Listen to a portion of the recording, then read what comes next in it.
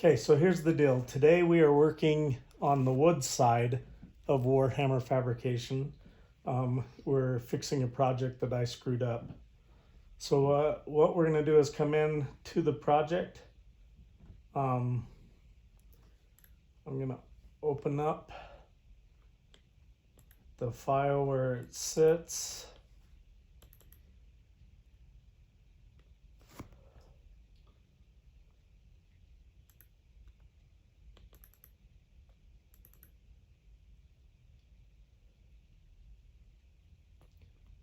Okay, so this is the project that we're working on today. It's a dog paw that is made in ceramic, and then this is going to be like a plaque that the dog owner is going to do. And I'm really having a hard time with English today, but Austin, will you hand me that? There should be a dog paw right there. So here's the deal. Here's the dog paw made after the dog passed away. They take an imprint of the dog in ceramic. So, and then we are going to make this ceramic piece will go here in the center of this wooden plaque. So what I need to do is this is what happened the first time is I got the measurements wrong on this, but you can see that we're right at 3.842 or 48. Yeah. So what I did last time, and then thickness wise, we're just over a half an inch. We're at 0.6 of an inch, but out here on the edge we're actually at 0.5. So because it's kind of domed, we need to take that into account. So I just want to make sure that I'm cutting to the right depth. So that's kind of boring, but we're going to take you out in the shop and show you how to do that. So that's what's on the agenda today. All right, so welcome to the wood side of Warhammer fabrication. What we have here is the CNC machine that Sarah normally runs, but seeing that she's not here, I'm running it as her employee. It looks like a spaceship, but it's not. I'm gonna get it uncovered, get it all set up, and then I'm gonna kind of walk you through what it does. It is set up right now to make the little tombstones that we made for Halloween. So I need to reset it up to make this cut.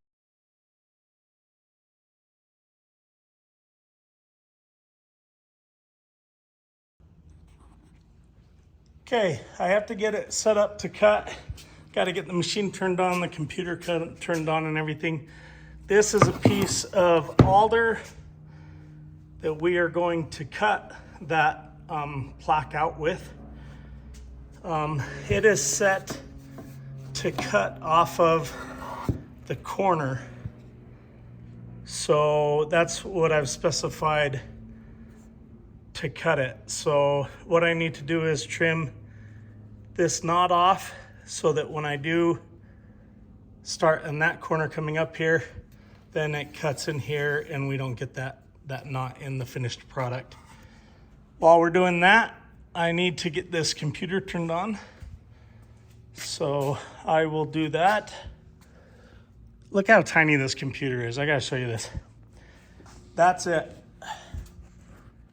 It's about the size, I would say about 6 inches, maybe a little less, but that's the entire computer system for this side that runs this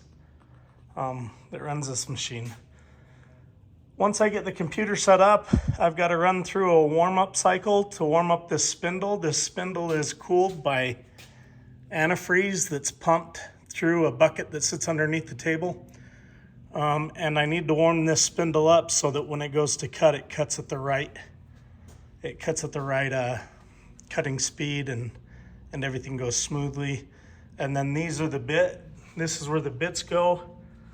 I don't know if you can see that focused or not, but regardless, that's where it goes. I'm gonna get it set up and warmed up. And while I do that, I will leave you guys to kind of watch. And then I'll prep that wood while the spindle's spinning up to speed and warming up, and we'll go from there. All right, I moved you for a better shot, an action shot of the machine working. We're really not set up to video because my life is cluttered, but I wanted to kind of give you guys an idea of what goes into making one of these little things that we sell. So now that the machine is warmed up and the piece is down, I've used the double stick tape. I've used a clamp, and then I've got the two clamps clamping the board down. But as you can see, I don't think it's going to go anywhere. So what we're going to do now is reference the machine on the smart tool, and what that does is it tells the machine where that spindle is in reference to, you know, the three-dimensional space, and it tells it how deep it can carve into this and everything else. So to do that, it's way above my pay grade, but the computer tells this touchpad when that router bit comes down and touches it, and then it'll come back up here and touch it here, and you'll see all of this. And then once it's ready to cut, then I'll change the router bit to the right bit that it needs to be, and we'll set it off, and I'll put you on time lapse. You can watch it cut. But for right now, just watch me get it set up. I'm gonna kind of be in and out of the camera because I gotta work on the computer, but you'll see what I'm talking about.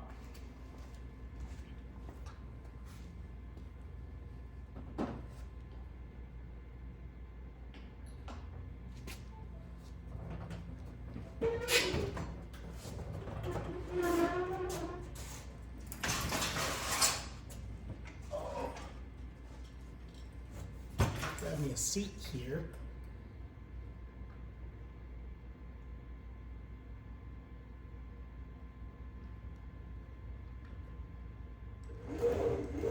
So the first thing we're going to do is zero out the machine. We're going to put the router bit where I want it, on the corner of that piece of wood, because that's where I've told it where to start cutting.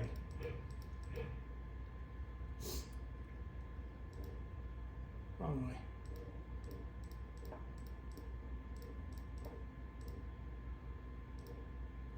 And it's important to take your time here so that you make sure that it's sitting right where you want it to cut. Otherwise, it'll throw off all of your other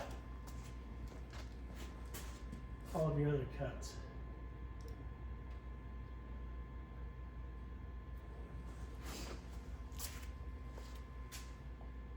That needs to go that way just a little bit.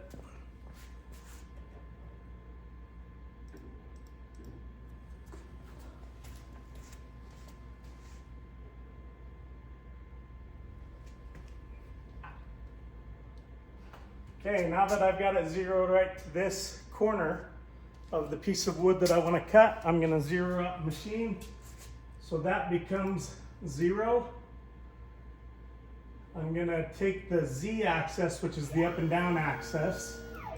I'm going to take it back up, and then I'm going to do the smart tool setup. So all I'm going to do is take this pad that somebody way smarter than me has figured out. I'm gonna wipe off the dust, and I'm gonna put it right here. That router bit's gonna come down in just a minute when I tell it to, and it's gonna touch that, and then you'll see it come up just a little bit and then lightly touch it again. And that's to verify that the drill bit is where it needs to, or the router bit is where it needs to be. Then I'll put the pad back over here. It'll come back here because this is its home spot. And this is where the machine knows that it needs to start from. So it'll come over here and verify that, and then we'll put in the right router bit, the one that starts this whole shebang, and we'll get going from there.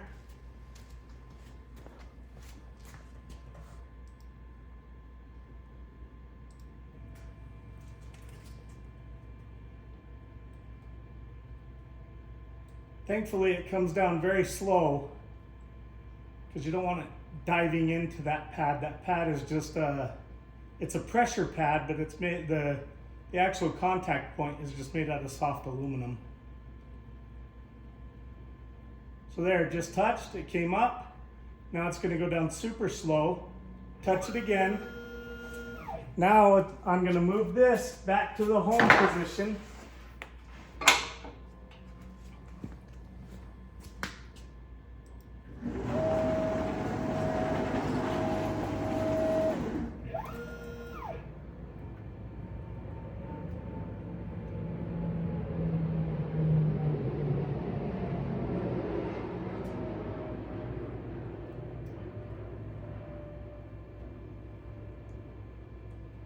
And all it's doing is it's doing the same thing, just verifying that it's in the right space in three-dimensional space. Okay. Now I'm going to load the code, get ready to go, and we'll get cutting.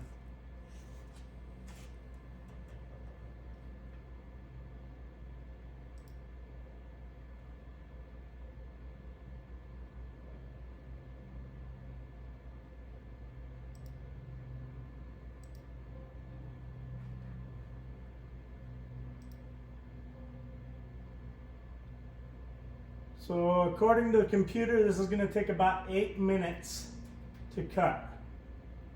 So here we go. If I haven't screwed it up, this one's going to work out perfect. Here we go.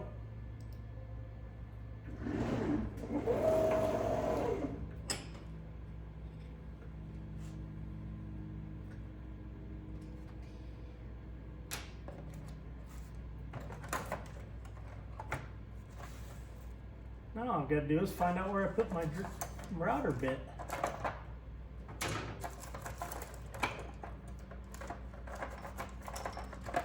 Oh, it's up here. Not in its storage area.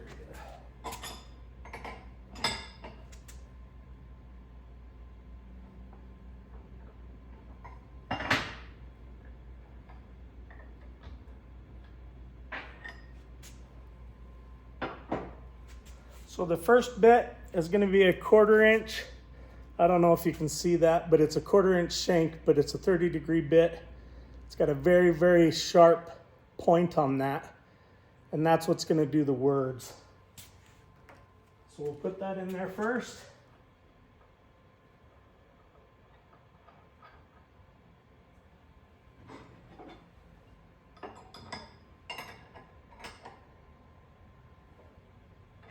Tighten it down. We're going to tell the computer that we changed the tool. It's going to go back and re-zero just to make sure. And I know that we could probably cut some steps out, but we're still new with this machine and I don't want to screw anything up. Now, this is going to get pretty loud, so I'm just going to be quiet while it's cutting.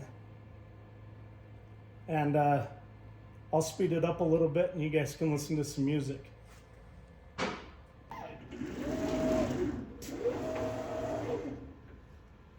So it's going to ask me to put a bit in it, but I've already got a bit in it. So, because when it warms up, it needs to have that bit in it, that cutting bit.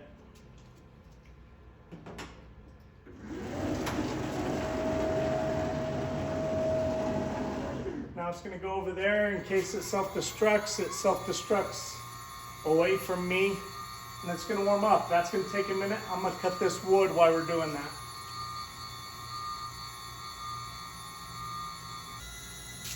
So I've cut this wood, ready to go. It's going to cut it out right there. So to prep this for the cut, because we're cutting all the way through to make a hole, right? Because we're cutting all the way through the wood, I put this sacrificial board on the table so that if it does cut through the board, it doesn't cut into the table at all. It just cuts through that sacrificial board. The way I'm gonna hold it there is I'm gonna clamp it, and I am also going to add this double stick tape to the back of it, to the back of the wood. That way when I place the wood down there, as it's carving, there isn't any play at all and nothing goes wrong. I've already screwed it up once, so I don't want to screw it up twice.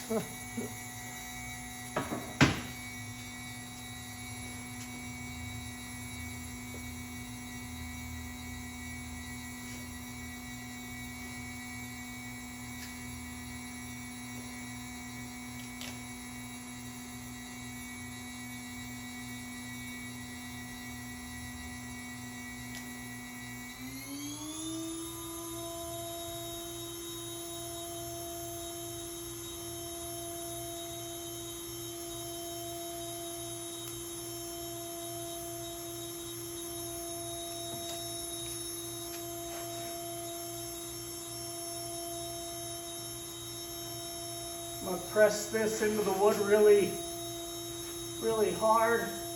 It comes off pretty well, and then, you know, through the sanding and finishing process, you won't even be able to tell that this tape was ever put there. But before I pull that off and get it all clamped down, I'm gonna let this machine finish what it's doing. So according to the computer, this is gonna take about 8 minutes to cut. So here we go. If I haven't screwed it up, this one's gonna work out perfect. Here we go.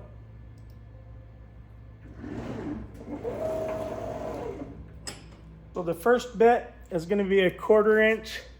I don't know if you can see that, but it's a 1/4 inch shank, but it's a 30-degree bit. It's got a very, very sharp point on that, and that's what's gonna do the words. So we'll put that in there first. We're gonna tell the computer that we changed the tool. It's gonna go back and re-zero just to make sure. And I know that we could probably cut some steps out, but we're still new at this machine and I don't want to screw anything up. Now, this is gonna get pretty loud, so I'm just gonna be quiet while it's cutting. And I'll speed it up a little bit and you guys can listen to some music.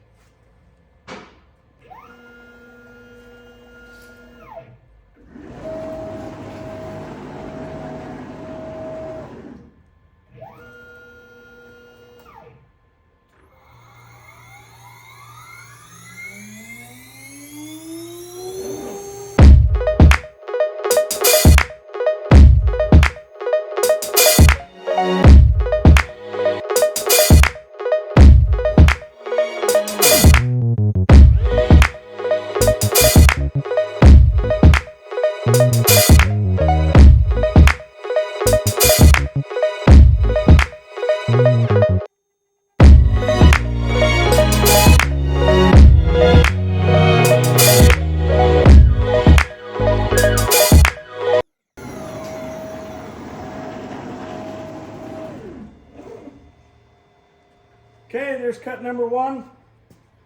We're gonna change it out. This is the second bit that we're gonna be using. This is, yeah,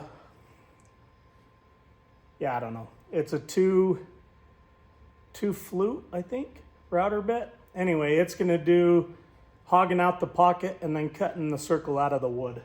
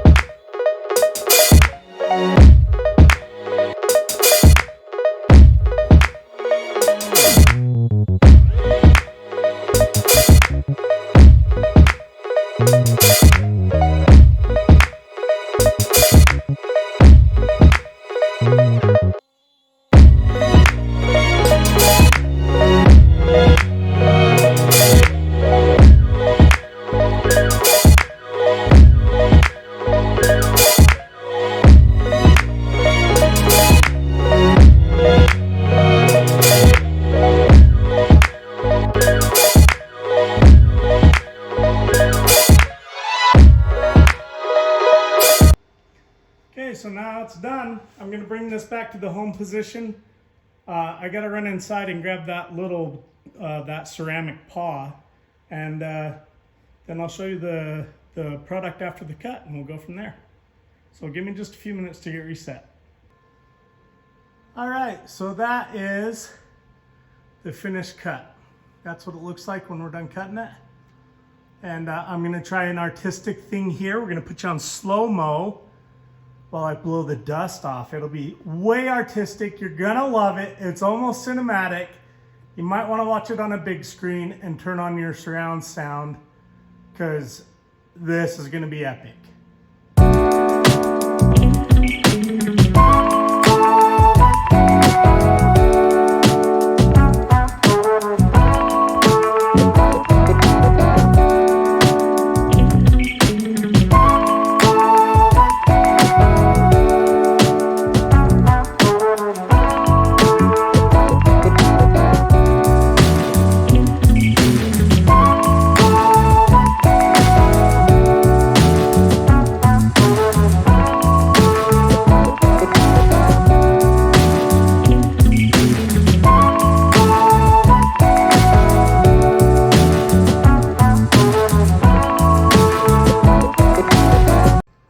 The things I do for you guys for entertainment. So if you look at this, this is what it looks like right after the cut. I'm sorry, my shadow's in the way. I'm not a camera guy. But that's what it says. It says he's no ordinary dog. He's a special dog.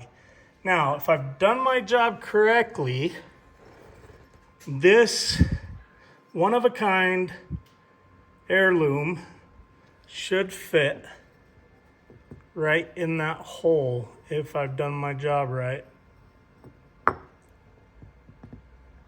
Oh, that thing is not completely round, but that's okay. It's really, really close. I'm just gonna go ahead and sand out that little area where it's touching, and that'll fit right down in there. It's super close, and it's almost down in there flush. So that's it. That's what the cut looks like. That's what the final product is kind of gonna look like. Now it's off to getting this off the table. I'm gonna round over edge on the edge of it here and do some sanding and some finishing. But that's pretty much it. The rest of it's boring stuff. So I will put a final picture at the end here. Hope you enjoyed kind of seeing what we do, and at least part of our day. I'd show you the rest of the shop, but I'm embarrassed to. We're not set up to film, and I'm not a very neat person. So, okay. Hope to catch you on the next one. Hope you guys are having an awesome day, and we will talk to you soon. I wanted to update real quick before I take this off the table. As you can see right here, it's just barely touching. But all I've taken is some 80 grit sandpaper, and I've just widened that gap up just a skosh, and now Toby fits down there perfectly. So unfortunately, it fits in there too perfectly, and I hope that comes out of there so I can finish sanding it. Because I gotta put some double stick tape on the back of it so that it doesn't fall out in the future. But for now, I gotta get it off the table, get Toby out of his forever home there, and get going on the rest of it.